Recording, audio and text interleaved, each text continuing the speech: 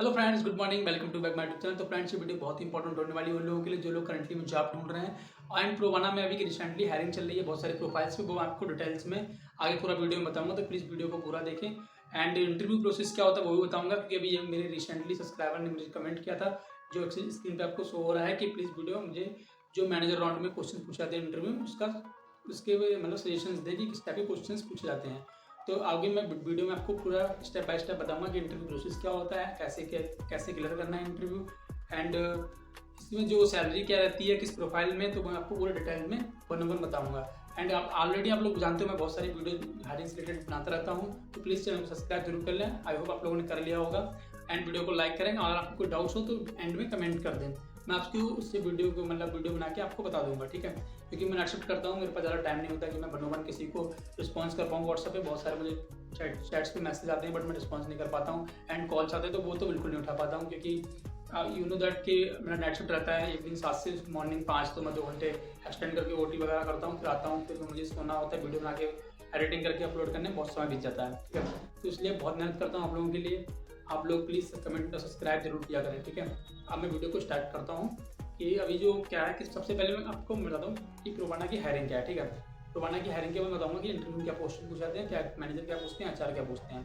तो अभी जो रिसेंटली हायरिंग चल रही है प्रोवाना में वो है बैक ऑफिस के लिए। इसमें क्या होता है, आपका ग्रेजुएशन कंप्लीट होना चाहिए, विदाउट ग्रेजुएशन आपको इंटरव्यू के लिए एलिजिबल नहीं है, ठीक है। अगर आपका ग्रेजुएशन कंप्लीट है, टाइपिंग का क्या होता है, देखो टाइपिंग 30 वर्ड्स पर मिनट 97% एक्यूरेसी के साथ होनी चाहिए आपकी टाइपिंग स्पीड। अगर इनकेस आपकी मान लो टाइपिंग स्पीड नहीं है तो आप क्या करेंगे, आप देखो अब क्या होता है, ये एक टाइपिंग मास्टर पे प्रैक्टिस करेंगे, क्योंकि जो वहाँ पे टाइपिंग होती है वो लैपटॉप दिया जाता है आपको। लैपटॉप में टाइपिंग मास्टर ऐप पड़ा होता है, ऐप में आप कोई भी पैराग्राफ 2 मिनट का सिलेक्ट करके, अगर आपका जब आपका 30 वर्ड्स पर मिनट आपको टाइम मिलता है मिनिमम 20 से 30 मिनट, आप प्रैक्टिस करते रहे, जैसे आपका 30 वर्ड्स पर मिनट हो जाए आप एचआर को दिखा दीजिए, ठीक है। जब आपका टाइपिंग ऐसे क्लियर हो जाएगा एंड एचआर होगा, फिर आपका एचआर होगा। एचआर में क्या होगा, एचआर आपसे इंट्रोडक्शन पूछेंगे। इंट्रोडक्शन पूछने के बाद आपसे बेसिकली ये पूछ सकते हैं कि प्रोवाना क्या करती है, ठीक है। And what do you know about the Provana, या फिर why you want to join Provana, ठीक है। इसके अलावा ये पूछ सकते हैं what do start daily routine, ठीक है।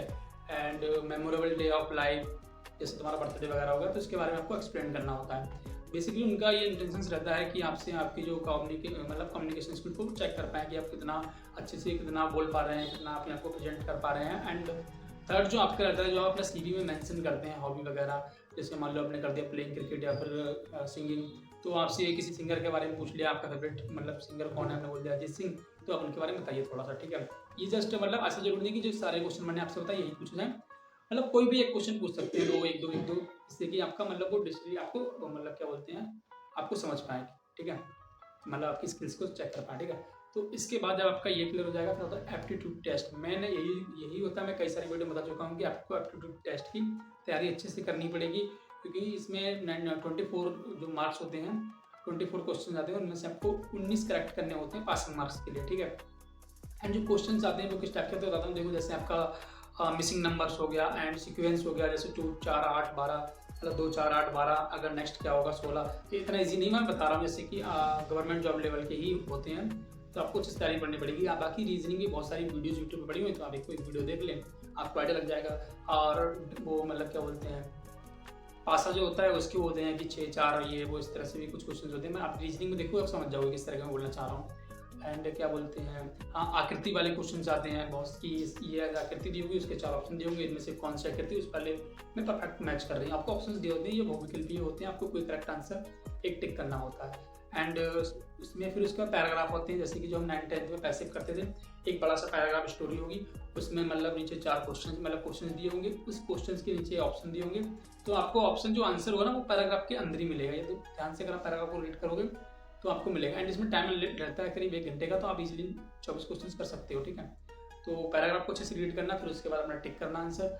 एंड जब तक आप कंफर्म ना हो जाओ कि मैं करेक्ट कर रहा हूँ, सबमिट मत करना प्लीज़, क्योंकि बहुत सारे लोग आते हैं, तो आप एक दूसरे से हेल्प भी ले सकते हो, पूछ सकते हो। ऐसा नहीं है कि अच्छा आपसे परमानेंट फोकस कर रहे हैं, ठीक है, तो आप हेल्प भी ले सकते हो 1-2 क्वेश्चन की, ऐसा कुछ नहीं है, ठीक है।